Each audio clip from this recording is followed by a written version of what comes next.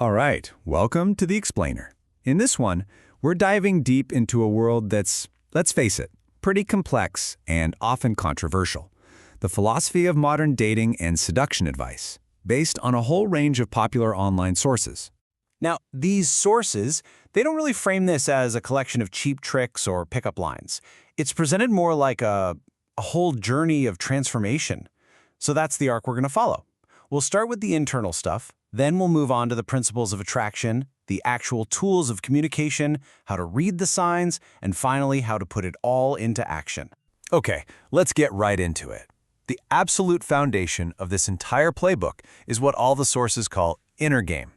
And the core idea here is really simple. You just can't change your results with other people until you change what's going on inside your own head. As they like to say, if you can't lead yourself, you sure as hell can't lead someone else.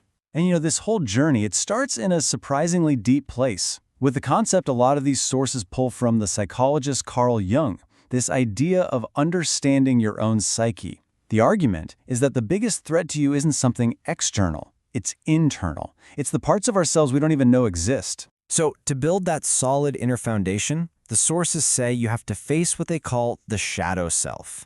The idea is that just ignoring the parts of you that you've pushed down, whether it's jealousy or a secret talent for something, it doesn't make them vanish. The goal is to bring those parts into the light, to integrate them, and to become a more complete, authentic person. And that authenticity, that's presented as the absolute bedrock of real attraction. And this right here, this slide just perfectly illustrates the core transformation these sources are all about. It's this shift from being the nice guy, the guy who's always looking for approval from others, to becoming the secure man who validates himself.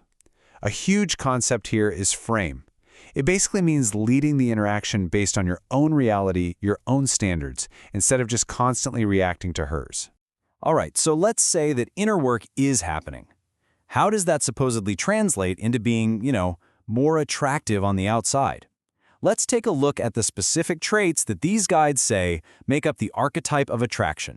So the sources consistently hammer home these 5 core traits. And you start to see a theme, right? Dominance, non-neediness, having a purpose. They all point to a guy who has his own thing going on. His world doesn't just spin on getting a girl's approval. You combine that with being genuinely yourself and a little bit of mystery, and that, they say, is what creates that intriguing energy that really sparks attraction. Robert Greene's work gets quoted all the time in these circles, and this quote really sums up the whole philosophy.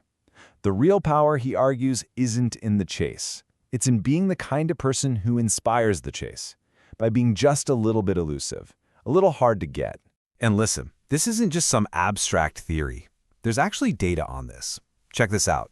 A field study on speed dating found that postural expansiveness, which is basically a nonverbal way of showing dominance, just taking up more space, it nearly doubled a person's chances of getting a yes.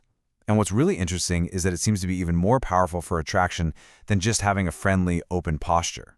Okay, so you've got the internal mindset, you've got the attractive archetype, but how do you actually talk to people?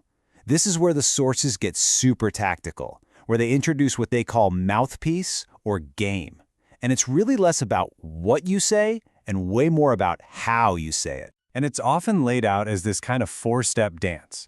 You start with some playful teasing, then you move to some light challenges, then you flip the script by kind of turning her words back on her in a flirty way, and then finally, you escalate with intention.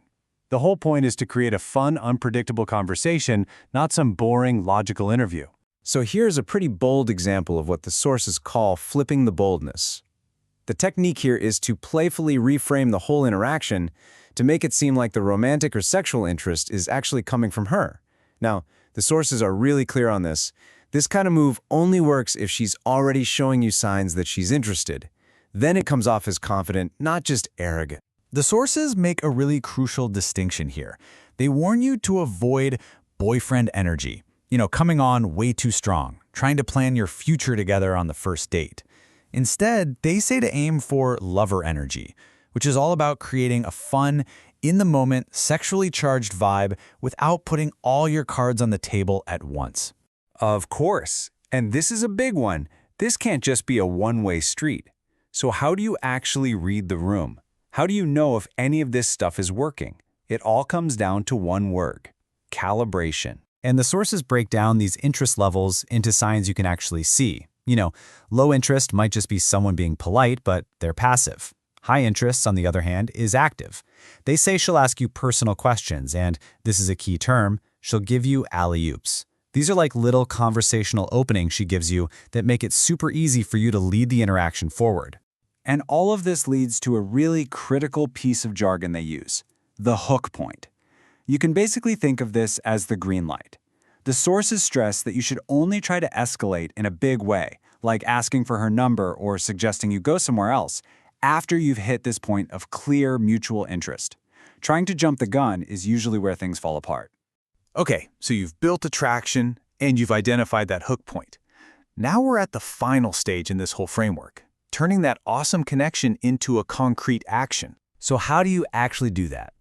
How do you bridge the gap from having a great conversation to actually setting up a date or leaving the bar together without totally killing the vibe? Well, the sources lay out a very clear progression, often called the escalation ladder.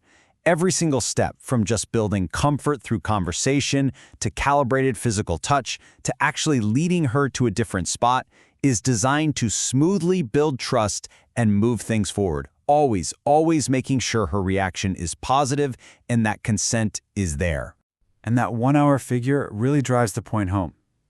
It emphasizes just how much importance this whole philosophy places on building genuine comfort and trust before making a big logistical move. It's not about rushing to the finish line. It's about a deliberate, calibrated process. But here's the thing. This whole framework, it's almost entirely focused on generating that initial spark, that first attraction. And that leaves us with a final, pretty provocative question. If this is the playbook for sparking that initial connection, what's the playbook for actually sustaining it? Because, as many of these sources admit themselves, these tactics aren't always the same skills you need for a long-term relationship. But hey, that's a topic for another day.